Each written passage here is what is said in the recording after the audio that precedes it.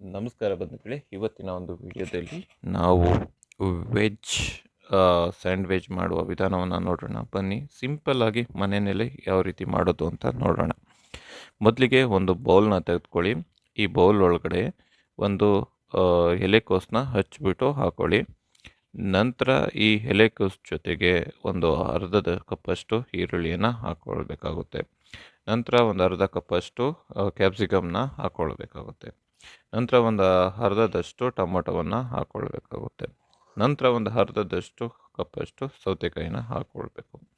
ಈ ನಾಲ್ಕರ ಜೊತೆಗೆ ಸ್ವಲ್ಪ ರುಚಿಗೆ ತಕ್ಕಷ್ಟು ಉಪ್ಪನ್ನು ಹಾಕ್ಕೊಳ್ಬೇಕಾಗುತ್ತದೆ. ಈ ರೀತಿಯಾಗಿ ಉಪ್ಪನ್ನು ಹಾಕೊಂಡ ನಂತರ ತಂದೂರಿ ಮೈನಸ್ ಅಂತ ಏನು ಸಿಗುತ್ತೆ, ಇದು ಕೂಡ ಟೇಸ್ಟಿಗೆ ಒಳ್ಳೆಯದಿದೆ. ತಂದೂರಿ ಮೈನಸ್ನ ಹಾಕ್ಕೊಳ್ಬೇಕು. ನಂತರ ಇದ್ರ ಜೊತೆಗೆ ವೈಟ್ ಮೈನಸ್ ಕೂಡ ಬರುತ್ತೆ. ಸೊ ಈ ಒಂದು ಮೈನಸ್ ಎಗ್ಲೆಸ್ ಕೂಡ ಇದೆ. ಈ ಒಂದು ಮೈನಸ್ನ ಹಾಕ್ಕೊಳ್ಬೇಕಾಗುತ್ತದೆ ನೀವು. ಈ ರೀತಿಯಾಗಿ ಈ ಎರಡನ್ನೂ ಹಾಕಿ ಎಲ್ಲನೂ ಹಾಕಿದ ನಂತರ ಇದನ್ನು ನೀಟಾಗಿ ಮಿಕ್ಸ್ ಮಾಡ್ಕೊಳ್ಬೇಕಾಗುತ್ತೆ. ಈ ರೀತಿಯಾಗಿ ನೀಟಾಗಿ ಮಿಕ್ಸ್ ಮಾಡ್ಕೊಳ್ಳಿ. ಇದನ್ನು ಮನೆಯಲ್ಲೇ ಮಾಡುವಂಥದ್ದು. ಇದಕ್ಕೆ ಯಾವುದೇ ರೀತಿಯಾಗಿ ಜಾಸ್ತಿ ಕೂಡ ಖರ್ಚು ಕೂಡ ಆಗೋದಿಲ್ಲ. ಮತ್ತು ಮಕ್ಕಳಿಗೆ ತುಂಬ ಮಾಡಿಕೊಡೋದ್ರಿಂದ ಇದು ಕೂಡ ಒಂದು ಹೆಲ್ತಿಯಾಗಿ ಕೂಡ ಇದೆ. ಯಾವುದೇ ರೀತಿಯ ಕೆಮಿಕಲ್ ಕೂಡ ಏನೂ ಇಲ್ಲ. ನೋಡೋದಲ್ಲ, ಈ ರೀತಿಯಾಗಿ ನಾವು ನೀಟಾಗಿ ಮಿಕ್ಸ್ ಮಾಡ್ಕೊಳ್ಬೇಕಾಗುತ್ತೆ. ನಂತರ ಒಂದು ಬ್ರೆಡ್ನ ತೆಗೆದುಕೊಳ್ಬೇಕಾಗುತ್ತೆ, ಒಂದು 2 ಪೀಸ್ ಬ್ರೆಡ್ಡು. ಅದನ್ನು ಒಂದು ಸೈಡಿಗೆ, ಬ್ರೆಡ್ನ ಒಂದು ಭಾಗಕ್ಕೆ ನಾವು ಬೆಣ್ಣೆಯನ್ನು ಸವರ್ಕೊಳ್ಬೇಕಾಗುತ್ತೆ. ನೋಡ್ತಿದ್ರಲ್ಲ, ಹೀಗೆ ಬ್ರೆಡ್ನ ಒಂದು ಭಾಗಕ್ಕೆ ನೀಟಾಗಿ ಬೆಣ್ಣೆಯನ್ನು ಸವರ್ಕೊಳ್ಬೇಕಾಗುತ್ತೆ. ಇದು ಒಂದು ಭಾಗ ಆಯಿತು. ಮತ್ತು ಇನ್ನೊಂದು ಪೀಸ್ನ ತೆಗೆದುಕೊಂಡು, ಸೊ ಆ ಪೀಸ್ಗೂ ಕೂಡ ನೀವು ಒಂದು ಭಾಗಕ್ಕೆ ನಾವು ಬೆಣ್ಣೆಯನ್ನು ಸವರ್ಕೊಳ್ಬೇಕು. ಬೆಣ್ಣೆಯನ್ನು ಸವರೋದ್ರಿಂದ ಒಂದು ಒಳ್ಳೆ ಟೇಸ್ಟ್ ಕೂಡ ಸಿಗುತ್ತೆ.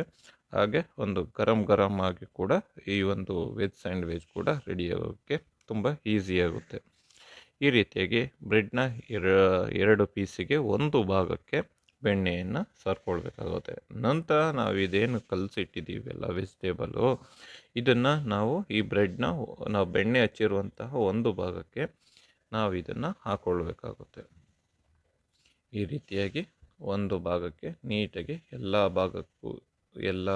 ಕಡೆಗೂ ನೀಟಾಗಿ ಇದನ್ನು ಮೇಲ್ಗಡೆ ಹಾಕ್ಕೊಳ್ಬೇಕಾಗುತ್ತೆ.